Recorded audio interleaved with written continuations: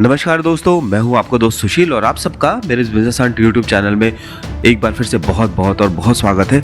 दोस्तों, आपके सामने आर्टिकल देख रहे होंगे जिसमें लिखा हुआ है क्या कि चाइना का जो लोकल गवर्नमेंट का जो डेब्ट है वो 13 ट्रिलियन हो गया है। तो दोस्तों, ये छोटी मोटी बात नहीं है, बहुत बहुत और बहुत बड़ी बात है।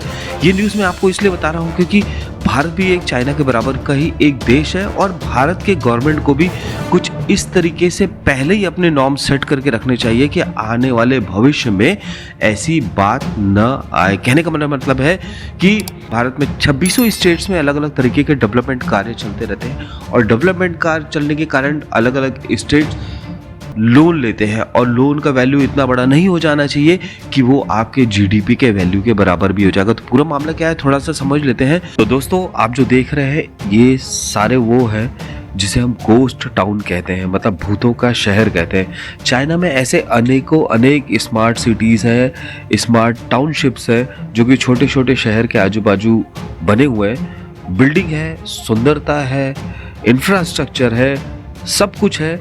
एक ही चीज़ है जो नहीं है, वो यहाँ पे इंसान नहीं है, यहाँ कोई रहने नहीं आता।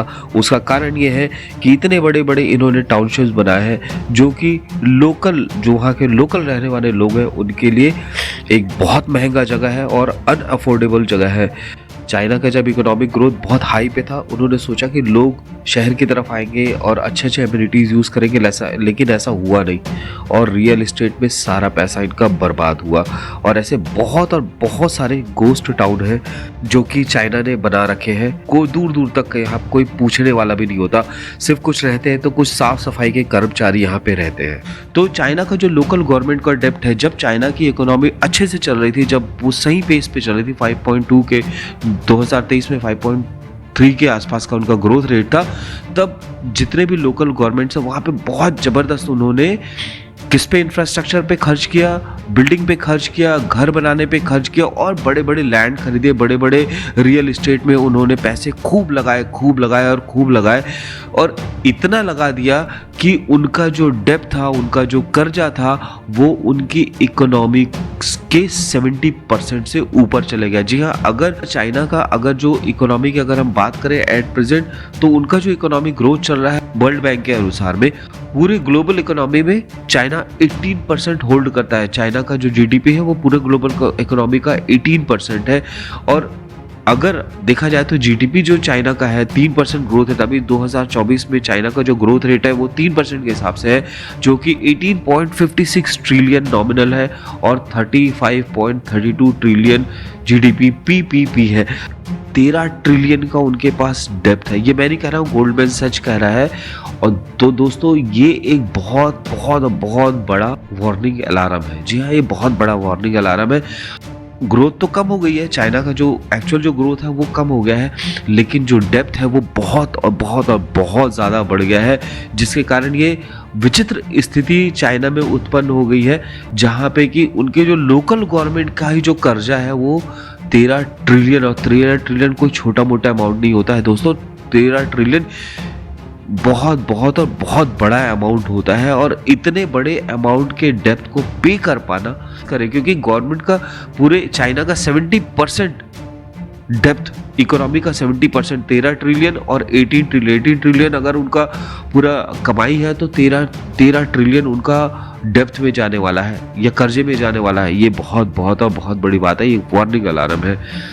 और इसीलिए ही मैं इस टॉपिक को सारे देशवासियों के सामने लेके आना चाहता था, क्योंकि हमारे देश भी एक चाइना की तरह ही देश है, उसी की तरह अभी डेवलपमेंट में हम चल रहे हैं। हम बहुत तेज़ी से बहुत सारे काम कर रहे हैं, लेकिन हमारे गवर्नमेंट को, हमारे स्टेट्स को, स्पेशली हमारे 26 स्टेट्स हैं, वो कुछ ऐसा ना करें। ग्रोथ करें, ग्रोथ में कोई दो राय नहीं है, लेकिन अपने आप को वहीं पर कंट्रोल भी करें।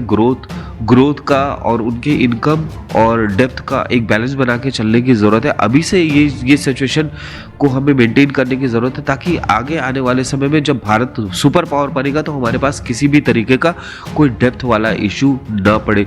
दोस्तों, चाइना के बारे में मैं एक और खबर आपके साथ शेयर करने वाला हूँ। जी हाँ, उसमें है टिकटॉक। जी हाँ, टिकटॉक एक बहुत बड़ा ऐप है, बहुत बड़ा, जिसमें बच्चे लोग अपना अलग अलग तरीके के कुछ गाने पे कुछ बनाते रहते हैं या कुछ अलग अलग तरीके के कुछ ना कुछ वो अपने हरकतें करते रहते हैं। इंडिया ने इसको पहले ही प्रॉब्लम समझ के कोविड के टाइम में इसको बैन कर दिया था। जी हाँ, इंडिया ने पहले ही बैन कर दिया इसको, लेकिन अब यूएस के सीनेट में और यूएस के जो पार्लियामेंट है वहाँ पे भी इसको बैन करने के लिए एक बिल पास किया गया है और इसको बैन करने के समर्थन में 352 वोट्स पड़े हैं और अब इसको यूएस में भी बैन कर दिया जाएगा। आप समझ सकते हैं कि भारत सरकार की दूरदर्शिता कितनी शानदार थी कि हमने पहले इसको भांप लिया था कि नहीं, ये हमारे किसी काम का नहीं है और आने वाले समय में ये बहुत बड़ा नुकसान क्रिएट कर सकता है इस देश के लिए। और यूएस में भी इसी हवाला को देते हुए उसको बैन करने के लिए, टिकटॉक को बैन करने के लिए ये बिल लाया गया है कि इसमें बहुत सारे सिक्योरिटी फ्लॉज हैं और बहुत ही ज़्यादा ये प्रॉब्लम क्रिएट, क्योंकि बहुत सारे लोग उस पर डेटा बनाते हैं। तो हम जब हम ऐप को इंस्टॉल करते हैं तो हम हर चीज़ का एक्सेस देते हैं, हम कॉन्टैक्ट का भी एक्सेस दे देते हैं, हम अपने भी गैलरी का एक्सेस दे देते हैं, बहुत सारी चीज़ों का एक्सेस मांगता है तो हम सारी एक्सेस दे देते हैं। और मैक्सिमम लोग टिकटॉक यूज़ करने वाले वो 12 साल से लेके 30-35 साल तक के लोग उसमें सबसे ज़्यादा है। तो ये बहुत बड़ा इशू है क्योंकि एकदम रॉ डेटा कहीं जा सकता है। मैं ये नहीं कहता हूँ कि चला ही गया है, लेकिन कहीं जा सकता है, कोई शेयर कर सकता है। तो इस बात को ध्यान में रखते हुए यूएस में भी ये बिल लाया जा चुका है और यूएस में भी टिकटॉक बैन होने वाला है। तो दोस्तों, बहुत सारे लोग मेरे चैनल पे आते हैं, वीडियो देखते हैं, लेकिन सब्सक्राइब नहीं करते। आपसे रिक्वेस्ट है, गुजारिश है, मेरे इस चैनल को लाइक कर लीजिए, शेयर कर लीजिए, सब्सक्राइब कर लीजिए। मैं इस तरीके की वीडियोस आपके लिए लेके आते रहता हूँ। धन्यवाद।